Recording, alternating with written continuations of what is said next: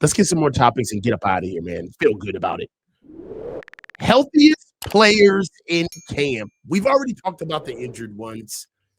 Let's talk about some guys that deserve some praise. Some guys that have came in, they played, they've done their job, and they've made it to solution where they're ready to start the season. Let's talk about some guys that are our Ironmen. Let's talk about some of the Ironmen of the 49ers, Grant. Who are some of your healthiest players in camp this season? Michael Williams. Sorry. That wasn't nice. He means well. He got hurt 3 times though. All right, no, seriously. Let's give some people some credit. Trent Williams, 37 years old, working his ass off in camp because everyone else is hurt. Hasn't gotten hurt. He's been an Ironman out there. I have never seen him work like this in an offseason. So respect. I feel like I always complain. Like Trent doesn't even practice. Then he goes out and does it for a month and crickets. Like, nah, Trent, nice. You did it. I respect it. And everyone else got hurt and you didn't. So Trent, McCaffrey, same thing. We were talking about him with injuries all offseason. Like he actually has had a really good offseason in the sense that no injuries, no setbacks out there 75% of the time at least. So him, Kittle always, Demarcus Robinson has been just there every day.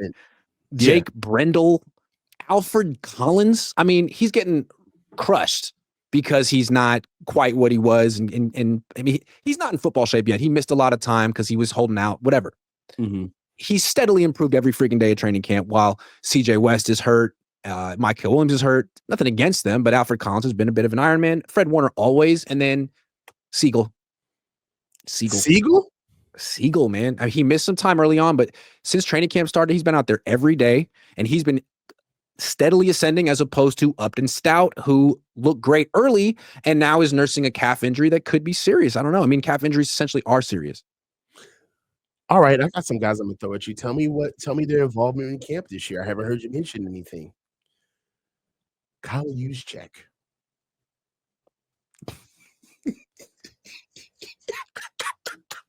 Thanks. I had to. He missed a couple of days with a shoulder thing, but he's no Isaac Guerrero or anything. He's essentially out there all the time, and you got to give him credit because he's literally 61 years old. It's not easy. Yeah. So I think that's you got to give him. It's commendable. Yeah, Tang's been around for a while. Sometimes you got to stir it up to unclump it. So look, you got I got another name for you. What about the consistency of Deommodore Lenoir? He did have a hip thing. Okay. He had a hip thing and missed a week. No one on this team could challenge him. But that doesn't mean that he's necessarily taken the next step. Like, I would only judge that based on him going against Ayuk. Because I've seen them go against each other for a while, and Ayuk essentially owns him. No offense, Deommodore. So if the tables have turned on that one, that would be the indicator to me. Like, you whooped Ricky Pearsall? That's what's up. I respect it. Ricky's good, but I don't feel like I've learned more things about Lenoir. He's still really good, though. It's going to be, I mean, he has to be a number one corner this year, and I think there's some questions as to whether he can handle that. Like, he always kind of got to be the scrappy, smaller guy who takes chances and is a kind of a risk taker. Now you're like, no, dude, you got to be shut down. I don't know. We'll see if he can do it. They're coming after him with their best. Oh, yes. It's going to be an interesting season for Deommodore Lenoir. Yeah, I want to get to another guy we've been waiting on. One more thing about Lenoir. I'm sorry, it's a great question. I have more I want to say. They're moving him out of the slot, and I asked Lenoir about that. Was it yesterday or the day before? How you liking playing just on the outside? And he's like, it's kind of strange because like I really like playing in the slot, and I really feel like it fits my personality. But whatever the coaches want, I'm good with that. I'm like, ooh, Robert, I really respect you, and you're a genius when it comes to linebackers, but you might be making a mistake when it comes to Lenoir. And I think it's the same mistake that Steve Wilkes made. You got him. He brought in Isaiah Oliver. And by halftime of week 1, Lenoir was back in the slot. By halftime. So I'm saying. Grant, I got that. Who's going to play that position then? That's a good point. On the outside? Yeah. I don't know. And that's why I I don't think that know. they're gaslighting this a little bit. Have you ever noticed, like, sometimes players get put in a situation, but if you ever, like, kinda talk about it in the building, there's a little bit of, like, there's, like, an overcompensation of, "Yeah, yeah, yeah, he could really play it." And it's like, he can't play it. What I'm thinking, though, is like week 1, they face the Seahawks. Their number 1 receiver is Jackson Smith-Njigba, who lines up in the slot a lot of the time. If he's just roasting Chase Lucas, that's where they're going to go. If Chase Lucas he looks nice and he's having a good preseason, but if Chase Lucas isn't up to the freaking task of covering the Seahawks' number 1 guy, are you just going to lose? Or are you going to say, you know what? We're going to put our best corner on your best wide receiver. Why would you not want to do that? Well, Wilkes did that. All right. Oh, okay. All right. So there's a difference between playing boundary corner and being the number 1 corner. Right. Right. So theoretically, teams could just avoid him all day if he's in one spot. Yeah, I don't have a problem with. That's another thing that let me ask you this: do our corners travel now or no? No, that's what I'm saying. You have Lenoir on the left, Bernardo on the right, and Upton Stout or Chase Lucas in the slot. And I understand why you want to do it. He did the same thing when he was here. It was Sherman on the left, Akello on the right, or Emmanuel Mosley and K1 in the slot. That's how he wants to do it. But what if you happen to be facing a team whose only really good receiver is in the slot? That's the Seahawks. Are you really going to let them avoid the Jackson Smith-Njigba Lenoir matchup all game? Because they don't want that matchup. They'd much rather put him on Chase Lucas or Renardo Green, obviously. Are you going to let him? Why would you let him? Why would you take him off the hook? I wouldn't let him. I wouldn't let him talk like that. I wouldn't let him talk. I wouldn't let that shit happen to me, though. I wouldn't let it happen. All right. Yeah. One more player that I wanted to bring up, and I've seen some consistency. We've actually been waiting on him for a while, and it seems like he's finally turning the corner. Kalia Davis. What has his been consistency so far? We're really going to be counting on him this year, and a lot more than he's ever been counted on for since he's been here. Is Kalia Davis kind of taking the next step? Is he rested? Is he ready? How is he? He might be the best defensive tackle on the team. Seriously. Like, when it comes to just straight bull rush, the ability to get knocked back and get in the backfield, who does it better than him? Who? Maybe CJ West, although I don't think we've seen it in actual games. He's had some really good reps and one-on-ones, but that's not real football. Kalia Davis is older, more experienced, probably stronger than CJ West, built similarly, great pad level, great leverage, can win with a bull rush, can get on edges, and he looks like he's good against the run. He looked dominant last year during the preseason, then he got hurt. I really like Kalia Davis. I think he should be their starting 3 technique. You know what I love about Kalia Davis? His motor. He plays at the same speed from the first rep to the last rep. I mean, it is impressive at the pace that he plays at. He's hell on fire. It's even to the point where you can almost see guys like CJ West are probably looking at Kalia Davis and taking notes as to, I've got to be on that level, because even though playing aggressive with his hair on fire is kind of like CJ West's calling card, I started seeing, especially in the preseason games, that the speed of the game, the pace of the game was getting to him, and he was slowing down a little bit. Kalia Davis does not have that issue at all. He is one of the players on the team that I felt very encouraged about seeing right away, is feeling like, yo, he's ready. He's ready to play. So I'm excited about Kalia Davis. All right, let's get some super chats in. The Niners always have some player that they didn't count on who isn't in the core group of the team. I hate that they call that their core group. Kalia Davis is so fucking far from the core group, and yet they just might need him this year. I wonder how that's going to go. I love that when some guy just kind of forces his way into the main stage on the Niners, and everyone's like, man, we're not paying this guy. We're not really promoting him, but we need him. What are we going to do? Well, that's how teams really get messed up, man. It's kind of hurt us. It's really cliquish. I mean, if you really look at like the first guy that kind of broke up the Cabo clique, it was Brandon Ayuk.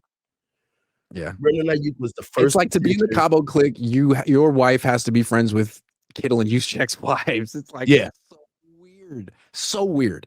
Yeah, it's real mean girl shit. Super mean girl. It's high school, man. Yeah. It's high school. Very sophomore. And it's like, they're only doing this because they have too much money. They're bored. So people who don't have that money, we don't have the luxury of caring about stupid shit like that. Yeah. Khalil Davis doesn't have that money. I'm gonna tell you right now. Marcos Castellanos says Castellanos, 5 QBs who will actually call audibles to Kyle. He wouldn't let Tom Brady call an audible. And that's why they didn't get Tom Brady in 2020, because Kyle would have had to turn the offense over to Tom, and Kyle would have been like, instead of a play caller, like a play suggester. And that'll never happen. No, like he would have had to consult Tom Brady. Mm-hmm. And being able to consult, you got to actually know how to coach first. So there's no way you can't consult with a guy like Tom Brady. They would, could you imagine Tom Brady telling Kyle, like cursing Kyle out on the sideline? Could you imagine? I just wish that? It's too bad that never happened. I mean, Jimmy almost did it. Your plays fucking suck, man. That was the moment. One day Brock is gonna just snap. You know what that Jimmy G moment reminded me of? The Varsity Blues moment. What he said, you don't know my life. Yeah. James Vanderbeek. Yeah. You don't know my life. My life. Yeah. He was so good in Dawson's Creek. That was the movie. It was. Marcus Rob 17. Julian stopped watching Cyrax today. Thank you. Okay. How about that? That's awesome. That's great. Ricky Williams, 49ers look towards 2026. Kyle may be on the hot seat, but he's putting all his chips into next year. I don't care what they say or do now, and I think Jed knows that too. Another good fellas. Another good show. I think he's correct there. But they haven't counted on the Grant Cohn factor, the coach factor. We are going, if they think it's okay and acceptable to tank again, it's not. I don't think they understand how much heat they're going to get, not just from us, but from the actual fans. I don't think they're going to trust the process in year 9, being like, let's play for 2026. Sure. So everyone can get hurt again next year? Uh-huh. They have done nothing but encourage us with the crap that they pulled all off season. They've been hiding this. They've been hiding them from us all off season. You know what I'm saying? Putting the media in the corner, changing the field configurations where the fans can't really see the field, hiding everybody away from us. It's cool. It's not only that, but they're also like preparing us with these excuses already. Like, we got 8 new starters on defense. We got 8 new starters on defense. We're going to take our lumps. This team reminds me a lot of 2017, a lot of 2018. I don't give a shit. Win 10 games. I don't care, man. They're trying so hard. But before, the quest for 6, we got a team like this. We're not even going to. I remember one year, they talked about, our team is the average rookie can't make this team. Mm-hmm. So our team isn't even going to keep a full rookie class. We're the type of team where, we're so talented, basically, that bringing in a rookie class isn't even fair to the rookies. Now, like 11 rookies are going to make the team, and they're going to be the evidence they use to show how low the expectations should be in 2025. We have 11 rookies in the team. 3 undrafted rookies made the team. Robbie Chosen made the team. Couldn't make it last year. Didn't make it last year. Got cut last year. Look what the Eagles did in the draft this year and how many young guys they brought in. Yeah. Come on, man. I don't think fans are going to be moved by this. I think fans are getting a little tired of this regime. Year 9. I think you get tired of anyone after 9 years. I mean, not anyone, but you get tired of presidents. You get tired of politicians. You get tired of people. And you haven't won a Super Bowl and you're going backwards? No. People aren't all in with that. You got to show something. For the roster, for the boys playing, they get all the time in the world because they're playing. They're literally doing their jobs. But for the regime, I'm on their ass like white on rice, dog. And it's one thing too if like the defense has growing pains because like literally all the rookies are on that side of the ball. But if the offense, there's no way this offense should lead this team this year with all of what they've done. It's getting kind of embarrassing with all of the contracts that we have, and they're not doing anything with this offense. Even in our best years, we've been led by our defense. Even when we failed on our biggest stages, we have still blamed our defense. On the way to the Super Bowl, while we were losing games, we were blaming our defense the entire way through. The only thing that works on this team in the past 9 years has been the defense. They gotta produce on offense. Now, talking about, like, 2 different sides of the ball, that's a whole different discussion because that takes it to actually, like, playing, and if I was a d defensive guy on this team for that 8 years or whatever, I'd be looking at the offense like, "What do you motherfuckers do? What do you guys do? Because we're the ones bailing you out. It takes you 4 drives just to wake up in the morning. Like, what do you do?" You know what the offense does? It gets great PFF grades. It gets great advanced statistics. In terms of estimated points, off the charts, yards per play, off the charts. But like the real stats that like determine wins and losses, turnovers and points, a lot of turnovers, not a ton of points. Grant, let's move on to some more supers. Theoretical points, they just score the most. Tons of them. Tons of them. Kevin F. When's the next 4-man front? Best Niners show. Oh, well, we had to cancel the 4-man front because of our schedules. They got super hectic. We got closer to the season, and never say never. It's not over, but we definitely just for now we had to put the show on hiatus. For the record, I'm still down to do it if it ever comes back. I'm just saying that not to put pressure on anyone, but I love doing the 4-man front. I want to do the show, and I just want to say that when it's time and if it ever comes back, I'm in. I'm down to do the show 1000%, and I can echo everything you just said, Grant. If the opportunity ever comes up again for us to do the show, I'm down. Hell yeah. I don't want to make predictions, but I wouldn't rule it out. Time is a funny thing. Time is a funny thing, and I agree. That's like I said. But I'm not putting any pressure on any people in particular because, you know, life is life. Yeah. When the time comes, though, when the time comes, we'll strike, and I know we'll pick up right where we left off. And let me just say this: it did not end because something happened between us. We have a very active group chat. I'll tell you that right now. We are all friends. Nothing has changed as far as our friendships is concerned. So it literally was life. It got in the way, timing and scheduling. I'm not going to try that. 68-22. Isn't John Lynch in charge of putting together the roster? If so, he needs to be fired. Even if they have a good season, he needs to go as soon as possible. Kyle hired John. We all know that. John isn't really in charge of anything. Kyle's in charge of everything.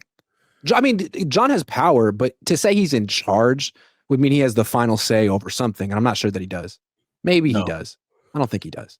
No, I believe that years ago. He has final say over what Kyle doesn't want to, what Kyle lets him have final say over sometimes. Yeah. I believe the quote years ago was Kyle's final say. Kyle's final say in word. That's it. And that's all we got for super chats.